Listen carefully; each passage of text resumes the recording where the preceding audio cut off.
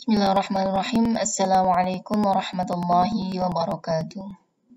Alhamdulillahirabbil alamin wassalatu wassalamu ala asyrafil anbiya'i wal mursalin wa ala alihi wa sahbihi ajma'in amma ba'du. Alhamdulillah, pada kesempatan hari ini kita semua masih diberikan kesehatan oleh Allah Subhanahu wa taala sehingga kita bisa kembali bertemu, bisa kembali siap untuk belajar lagi dalam mata kuliah usul fikih bersama saya Mustanirah. Sebelum kita memulai perkuliahan kita pada kesempatan hari ini, marilah kita buka bersama pembelajaran kita dengan bacaan basmalah. Bismillahirrahmanirrahim. Semoga dengan bacaan basmalah tadi lebih membuat tekad kita semakin kuat untuk belajar mencari ilmu, untuk belajar untuk mencari ilmu, dan semoga Allah meridhoi jihad kita. Oke, baiklah teman-teman. Setelah kita mengetahui definisi mengenai usul fikih, sekarang kita akan mempelajari mengenai studi riwayat usul fikih. Nah, dalam studi riwayat usul fikih ini ada beberapa subtema yang akan kita bahas, yakni pertama mengenai sejarah perkembangan usul fikih, kemudian ada latar belakang terbentuknya usul fikih, dan yang ketiga adalah aliran usul fikih. Oke, siap ya teman-teman untuk disimak videonya, no skip, oke. Mengenai sejarah perkembangan usul fikih. Jadi dalam pembahasan kali ini nanti kita akan membahas dua sub pembahasan. Yang pertama yaitu periode pertumbuhan atau periode pembentukan usul fikih atau lebih terkenal dengan bahasa prakodifikasi. Kemudian yang kedua ada periode perkembangan dari usul fikih. Nah, teman-teman silahkan nanti disimak dengan benar-benar ya. Adalah periode pertumbuhan. Periode pertumbuhan ini itu dimulai pada periode Nabi Muhammad SAW atau pada masa atau abad pertama Hijriah kayak gitu. Nah, kalau ilmu usul fikih sendiri itu lahir di abad kedua, sedangkan pada periode Nabi ini dikatakan sebagai periode pertama. Nah, pada periode pertama ini pada masa Nabi sebenarnya pertumbuhan atau adanya usul fikih ini sebenarnya itu tidak terlepas dari adanya fikih. Gitu. Fikih itu kan sebagai hasil atau produk dari satu hukum kayak gitu. Nah, sedangkan usul fikih itu adalah cara-cara yang dilakukan oleh Nabi dalam hal ini dalam hal penentuan hukum kayak gitu. Jadi fikih itu lahir usul fikih lahir itu karena adanya fikih gitu. Nah, pada masa Nabi ini jadi dikatakan bahwa sebenarnya Nabi dalam beberapa kasus itu mengimplikasikan beberapa metode yang metode usul fikih gitu, seperti adanya qiyas, kemudian Nabi juga berijtihad, kemudian menggunakan nasih mansuh, menggunakan tahsis kayak gitu. Nah, jadi pada zamannya Nabi ini, ketika terjadi permasalahan dalam satu masyarakat atau kaum itu akan bertanya langsung kepada Nabi, bertanya kepada Nabi, kemudian Nabi akan menunggu wahyu untuk menjawab persoalan-persoalan yang dihadapi oleh kaumnya.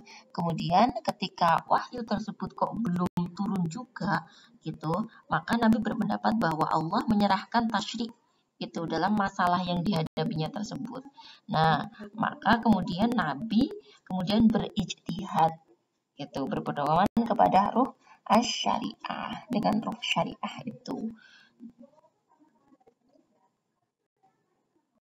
Selanjutnya adalah periode sahabat. Jadi periode sahabat ini tentu saja lahir setelah Nabi Muhammad SAW wafat Jadi sahabat atau khulafaur rasyidin dalam hal ini, mereka itu kan mengetahui model kepemimpinan Nabi Muhammad. Gitu, Nabi Muhammad itu kan dulu sebagai pemimpin agama dan juga pemimpin lainnya. Nah, jadi ketika pada periode sahabat ini terjadi permasalahan ya, sebenarnya tidak begitu membingungkan ya bagi sahabat kayak gitu. Karena apa? Karena mereka ya, para sahabat itu hidup bersama Nabi. Mereka tahu bagaimana cara Nabi memutuskan permasalahan kayak gitu. Jadi mereka menggunakan cara-cara yang Nabi gunakan juga gitu.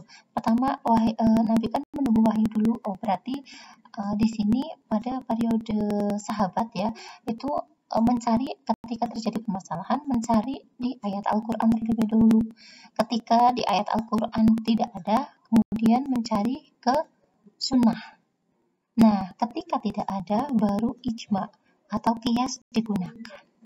Kayak gitu. Jadi bukan hal yang sulit bagi para sahabat untuk menetapkan hukum gitu. Karena apa? Karena mereka dekat dengan Nabi, kemudian tahu bagaimana Nabi memberikan istinbat hukum, kemudian yang selanjutnya mereka juga paham dan fasih dengan bahasa Arab kayak gitu. Sehingga untuk memahami teks-teks Al-Quran atau Sunnah itu tidak mengalami kesulitan. Nah, di periode sahabat ini ada beberapa ciri-ciri yang menonjol ya, atau ciri khas yang menonjol dalam perkembangan usul fikih nih. Jadi yang pertama itu bersifat realistis. Bersifat realistis itu maksudnya di sini karena ketetapan fikihnya, hukumnya yaitu didasarkan pada permasalahan aktual yang terjadi gitu, atau fikih al-waqi, fikih realistis gitu. Jadi permasalahan yang terjadi apa kayak gitu. Kemudian yang kedua bersifat terbuka. Bersifat terbuka ini di sini maksudnya para sahabat itu tidak membuat catatan gitu. Tidak membuat catatan atas ketetapan hukum yang dihasilkan oleh mereka. Kayak gitu. Dan di sini tuh para sahabat itu bersifat terbuka ketika misalnya ada berbagai pendapat gitu mengenai ketetapan hukum yang dipercayai, tapi tetap berpedoman kepada Al-Quran dan Sunnah. Kemudian yang kedua, mengedepankan musyawarah atau ijma daripada pendapat pribadi dalam penetapan hukum gitu. Jadi ketika terjadi permasalahan atau terjadi perbedaan pendapat, nanti akan dimusyawarahkan dan mereka akan menggunakan ijma atau musyawarah tersebut gitu. Kemudian yang ketiga bersifat kreatif. Maksudnya di sini itu melakukan modifikasi terhadap aturan hukum selanjutnya gitu. Jadi misalnya di sini nih ada kasus ya, pada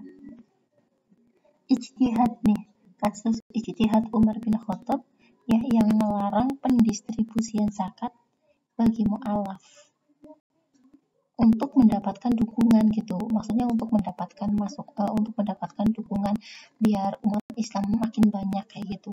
Itu menurut Umar itu udah nggak perlu lagi. Kenapa? Karena pada waktu itu umat Islam sudah banyak, kemudian sudah banyak yang tertarik, kemudian ekspansinya sudah luas gitu. Jadi secara wilayah dan ekspansinya itu sudah bagus, Islam itu sudah kuat. Jadi tidak perlu lagi pendistribusian zakat bagi mu'alaf, contohnya kayak gitu. Kemudian yang selanjutnya adalah khalifah sentris. Khalifah sentris di sini maksudnya, jadi pada periode sahabat ini kan ada 4 sahabat tuh, ada Abu Bakar, ada Umar, Utsman, dan Ali kayak gitu. Jadi ketika misalnya terjadi permasalahan di masanya Abu Bakar misalnya, itu berarti selesai di masa Abu Bakar. Tapi itu tidak mengikat ketika terjadi permasalahan yang mirip misalnya, kemudian khalifah yang lain ya, sahabat yang lain itu menetapkan hukum yang lain kayak gitu, atau berbeda dengan khalifah sebelumnya kayak gitu. Contohnya, ini pada masa Khalifah Ali mengubah hukuman bagi peminum khamr ya. Ketika pada masa Khalifah Abu Bakar dan Umar ya, itu mengubah hukuman bagi peminum khamr dengan 40 kali cambuk. Sedangkan pada masa Ali dia menambah hukuman cambuknya menjadi 80 kali kayak gitu. Dan ini tidak kan itu sebagai bukti bahwa hukum itu bersifat khalifah sentris kayak gitu. Jadi maksudnya tidak mengikat untuk khalifah-khalifah yang lain. Itu untuk periode sahabat. Selanjutnya adalah periode tabi'in. Nah, pada periode tabi'in ini ya, periode di tahun 2 dan 3 Hijriah ini, nah jadi Islam itu sudah semakin luas lagi. Jadi bukan hanya di Jazirah Arab lagi. Jadi sudah semakin kompleks nih. Sudah mereka bahasa budaya itu sudah semakin sudah banyak yang berbeda kayak gitu. Nah, tentu saja di sini tuh bersifat heterogen ya. Jadi sudah sangat banyak sehingga disinilah nanti muncul bagaimana cara menetapkan hukumnya. Nah, jadi pada masa periode tabi'in ini ya, pada masa periode tabi'in ini mereka melakukan ijtihad gitu. Nah, ini kan sama juga yang dilakukan oleh para sahabat gitu. Jadi melakukan ijtihad ini nanti ada beberapa hal yang dirujuk. Ya, tentu saja yang pertama adalah Al-Qur'an, kemudian yang kedua itu adalah hadis atau sunnah, ya. Namun mereka juga memiliki rujukan hukum yang lain kayak gitu. Misalnya ada ijma sahabi, kemudian ada ijma Madinah, ada fatwa sahabi, ada qiyas, dan ada maslahah mursalah gitu. Nah, disinilah ya pada masa periode tabi'in ini mempunyai keleluasan untuk memilih kayak gitu. Apakah misalnya nih ciri-ciri ini menjadi ciri-ciri ya. Jadi ciri-ciri pada masa tabi'in ini ada yang menggunakan qiyas gitu. Ketika menggunakan qiyas berarti kan mencari ilatnya dulu nih. Mencari ilatnya dulu untuk menentukan hukum ya, menentukan ilat hukum dari nasnya, maksudnya menentukan ilat hukum dari nasnya, kemudian nanti diterapkan kepada kasus-kasus yang tidak ada nasnya tetapi mempunyai ilat yang sama kayak gitu. Nah, kemudian ada juga ulama yang lain yaitu lebih condong memilih untuk menggunakan maslahah mursalah gitu, dengan cara bagaimana melihat segi kesesuaian tujuan hukum dengan kemaslahatan yang terdapat dalam prinsip-prinsip syariah. Nah, dari pemilihan inilah ada yang menggunakan maslahah mursalah, kemudian ada yang menggunakan qiyas ini. Nah, inilah yang menjadi cikal bakal lahirnya dua aliran dalam usul fikih nih. Ini aliran besar ya.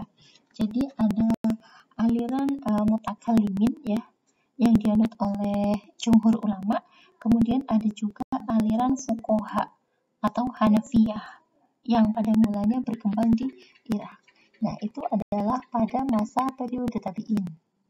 Yang selanjutnya adalah periode pengkodifikasian, di mana pada periode pengkodifikasian ini tentu saja dilatar belakangi oleh berkembangnya wilayah Islam pada masa itu, begitu, sehingga menimbulkan banyak sekali persoalan-persoalan yang belum mempunyai ketetapan hukum kayak gitu, sehingga para ulama pada saat itu sangat membutuhkan kaidah-kaidah hukum yang dikitabkan ya, yang dikodifikasikan gitu untuk dijadikan sebagai rujukan ya dalam menggali dan menetapkan hukum kayak gitu. Jadi kalau yang sebelum-sebelumnya itu kan memang usul fikih itu memang sudah ada itu, namun belum dikodifikasikan gitu atau belum dibukukan. Nah, di sini pada periode pengkodifikasian ini ada ciri-ciri ya, ada ciri-ciri yang mewarnai perkembangan fikih pada masa pengkodifikasian ini. Ini menurut Mustafa Ahmad Az-Zarqoya. Jadi yang pertama Itu yang pertama karena munculnya upaya pengkodifikasian fikih sesuai dengan tuntutan situasi dan zaman gitu. Nah, jadi pada waktu itu ya ada majalah Al-Ahkam Al-Adliyah ya di kerajaan Turki Utsmani ya, di situ majalah tersebut memuat persoalan-persoalan muamalah gitu. Nah, tentu saja hal ini dilatar belakangi oleh pemikiran pemerintah dari Turki Utsmani itu, kayak gitu, untuk menyusun majalah tersebut sesuai dengan madhab yang dianut, yaitu madhab Hanafi. Itu yang pertama ya, jadi adanya majalah itu. Kemudian yang kedua, upaya pengkodifikasian fikih itu semakin luas gitu. Jadi nggak hanya di wilayah Turki Utsmani aja, tapi di beberapa wilayah yang tidak tunduk pada peraturan Turki Utsmani seperti Suriah, kemudian Palestina, Irak, kayak gitu. Kemudian yang ketiga, munculnya upaya pengkodifikasian berbagai hukum fikih yang tidak terikat sama sekali dengan mazhab fikih tertentu. Jadi yang ketiga ini sudah didasari ya atas kesadaran ulama fikih, kayak gitu. Jadi ketika misalnya fikih tersebut oleh madhab Hanafi misalnya, itu belum tentu bisa mengayomi ya, belum tentu bisa mengayomi madhab-madhab yang lain. Itu adalah ciri-ciri dari periode pengkodifikasian. Nah, kemudian jadi di sini para ulama itu ya ketika terjadi terjadi klaim bahwa sebenarnya siapa sih yang mengkodifikasikan pertama mengenai usul fikih gitu. Nah, ini kita kembalikan lagi ya dalam sejarah. Tadi kita juga sudah membahas sebelumnya ya. Jadi kan di situ ada periode sahabat, ada periode tabi'in.